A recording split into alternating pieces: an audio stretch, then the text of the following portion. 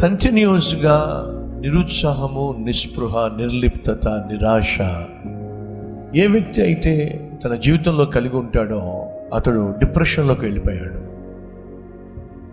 తినబుద్ధి కాదు, పని చేయబుద్ధి కాదు, చదవబుద్ధి కాదు, భార్యను పట్టించుకోడు, భర్తను పట్టించుకోదు, బిడ్డలను పట్టించుకోరు. ఒక విధమైనటువంటి నిరాశ, నిర్లిప్తత, ఏమీ చేయలేక, చేసే మనసు లేక, చేద్దామన్న సత్తువు లేక, జీవోత్సవంలో పడి ఉన్నప్పుడు మనిషి ఏమనుకుంటాడంటే ఏమి లాభం, నా వల్ల నా భార్యకి ఏం లాభం, నా వల్ల నా భర్తకి ఏం లాభం, నా వల్ల నా బిడ్డలకి ఏం లాభం, నా వల్ల నా పేరెంట్స్కి ఏం లాభం, చచ్చిపోతే బెటర్ అని చెప్పి ఆత్మహత్య చేసుకోవాలి అనే ఒక ఆశ, ఒక కోరిక బలంగా పుడుతుంది. ప్రతి 40 సెకండ్స్కి ఒక వ్యక్తి భూమి మీద ఆత్మహత్య చేసుకుంటున్నాడు డిప్రెషన్ వల్ల. ఈరోజు ఇక్కడ కూర్చున్న మనం ఆ డిప్రెషన్లోకి వెళ్ళి ఆ తర్వాత ఆత్మహత్య చేసుకొని ఆ తర్వాత జీవితాన్ని అంతమొందించుకోక మునుపు అసలు ఈ స్ట్రెస్ని, ఒత్తిడిని, చింతను ఎలా ఎదుర్కోవాలి? మళ్ళా జ్ఞాపకం చేస్తున్నా, మీరు ఈరోజు ఎదుర్కొంటున్న స్ట్రెస్, ఉద్యోగం వల్ల ఒత్తిడి రావచ్చు. చదువుకుంటున్నప్పుడు ఒత్తిడి గుండా స్టూడెంట్స్ వెళ్తారు. ఎందుకంటే ఎంసెట్ ఎగ్జామ్స్ రాశాను, లేక ఎంసెట్ ఎగ్జామ్స్ రాయబోతున్నాను, నీట్ రాయబోతున్నాను, అమ్మా నాన్న మా మీద చాలా ఆశలు పెట్టుకున్నారు. ఎంతమంది స్టూడెంట్స్ ఆత్మహత్య చేసుకోవటంలా? మన ఇంటర్మీడియట్ ఎగ్జామ్స్ రిజల్ట్స్ వచ్చినాయి. ఆ రిజల్ట్స్ కొన్ని సందర్భాల్లో తారుమారైనాయి. స్టూడెంట్స్ ఆత్మహత్య చేసుకున్నారు. కారణం ఏమిటి? ఒత్తిడి తట్టుకోలేకపోయి. ఏమిటి ఆ ఒత్తిడి?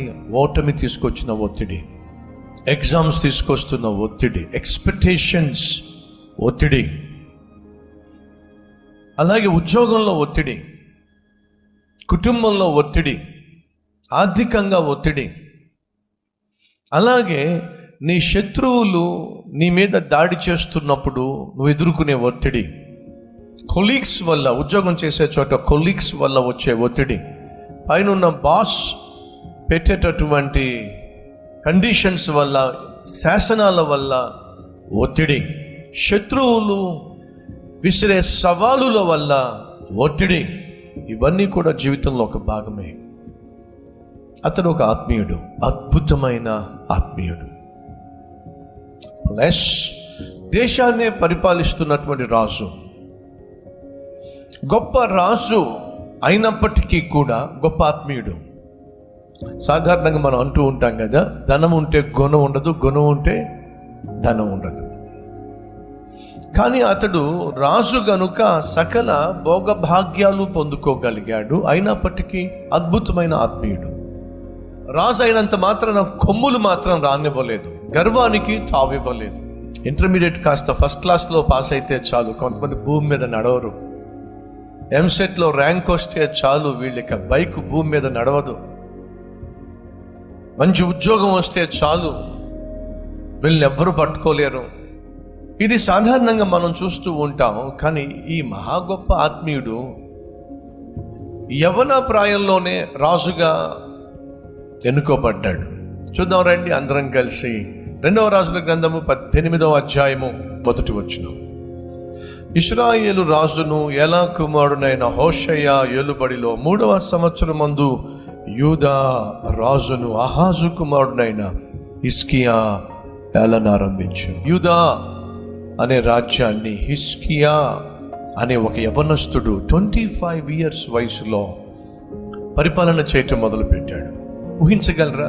25 సంవత్సరాల వయసులో ఒక ఎమ్మెల్యే అయితే ఆశ్చర్యపోతాం, 25 సంవత్సరాల వయసులో ఎంపీ అయితే ఆశ్చర్యపోతాం, 25 సంవత్సరాల వయసులో ఓ చీఫ్ మినిస్టర్ అయితే అంతకంటే ఆశ్చర్యం ఏముంటుంది చెప్పండి. 25 సంవత్సరాల వయసులో దేశాన్నే పరిపాలించేటటువంటి రాజు అంటే అసలు ఇంకంతకంటే అద్భుతం ఏముంటుంది చెప్పండి. అటువంటి మహా అద్భుతం హిజ్కియా అనేటటువంటి ఒక యవనస్తుని జీవితంలో దేవుడు అనుగ్రహించాడు. తమ్ముళ్ళు, చెల్లెళ్ళో, మీ పట్ల దేవుడు ఉన్నతమైన ఉద్దేశాలు కలిగి ఉన్నాడు, శ్రేష్టమైన తలంపులు కలిగి ఉన్నాడు. ఆయన ఆలోచనలు ఆకాశం అంత ఎత్తైనవి. నీ పట్ల ఆయన కలిగి ఉన్న తలంపులు బహు గంభీరమైనవి. దయచేసి ఈ విషయాన్ని, వాస్తవాన్ని అంగీకరిస్తే మంచిది, అర్థం చేసుకుంటే మంచిది. ఏ దేవుడైతే హిజ్కియాను 25 సంవత్సరాల్లో దేశాన్నే పరిపాలించే మహాభాగ్యాన్ని దేవుడిచ్చాడో అదే దేవుడు నీ పట్ల కూడా ఉన్నతమైన తలంపులు, ఆలోచనలు కలిగి ఉన్నాడు. హిజ్కియా ఎటువంటి స్ట్రెస్ గుండా ఆ రోజు వెళ్ళాడయ్యా అంటే, ఎటువంటి భయం గుండా ఆ రోజు వెళ్ళాడయ్యా అంటే, తన బట్టలు చింపేసుకున్నాడు. తన బట్టలు చింపుకొని గోనె పట్ట కట్టుకొని యెహోవా మందిరమునకు పోయి, ఎక్కడికి వెళ్ళాడట? స్ట్రెస్ గుండా వెళ్తున్నావా? జీవితంలో తీరని సమస్యలు ఉన్నాయా? ఎన్ని ప్రయత్నాలు చేసినా విజయం సాధించలేకపోతున్నావా? అయితే నీ సమస్యకు పరిష్కారం ఎక్కడ? హిజ్కియాకు తనకున్న సమస్యకు పరిష్కారం ఎక్కడ దొరికిందో తెలుసా మీకు? దేవుని మందిరంలో. శత్రువు తన దేశాన్ని ఆక్రమించుకోవడానికి మహాసైన్యంతో దిగి వచ్చేసినప్పుడు, యెరూషలేము ప్రాకారము చుట్టూ వందల వేల మంది సైన్యము దిగి వచ్చినప్పుడు, తప్పించుకునే మార్గం కానరానప్పుడు ఎక్కడికి వెళ్ళాడో తెలుసా? దేవుని మందిరానికి వెళ్ళాడు. ఎందుకని? మనిషి కలిగి ఉన్న ప్రతి సమస్యకు పరిష్కారాన్ని అందించగలిగిన స్థలము ఈ భూమి మీద ఏదైనా ఉంది అంటే అది దేవుడు నివసించు తన మందిరమో. దేవుని మందిరానికి వచ్చాడు. తన సమస్య ఎవ్వరూ తీర్చలేనిది, భయంకరమైన ఒత్తిడి గుండా, టెన్షన్ గుండా తను వెళ్తున్నప్పుడు తన బట్టలు చింపేసుకున్నాడు. పరుగున మొదటగా చేసింది ఏమిటంటే ప్రభువు సన్నిధికి వచ్చాడు, ప్రార్థనా మందిరానికి వచ్చాడు. 2 ప్రలాపించాడు. 3 ప్రార్థన చేశాడు. 4 ప్రవక్తను పిలిచాడు, లేక ప్రవక్తకు తన సమస్యను చెప్పాడు. యెషయా ప్రవక్త, మీకు తెలుసు కదా యెషయా గ్రంథం. యెషయా గ్రంథం రాసింది యెషయా ప్రవక్త. యెషయా ప్రవక్త దగ్గరకు వార్త పంపిస్తున్నాడు. ఎందుకని? ప్రవక్త దగ్గర దేవుని వాక్కు ఉంది. దేవుని వాక్కు ప్రతి సమస్యకు పరిష్కారం.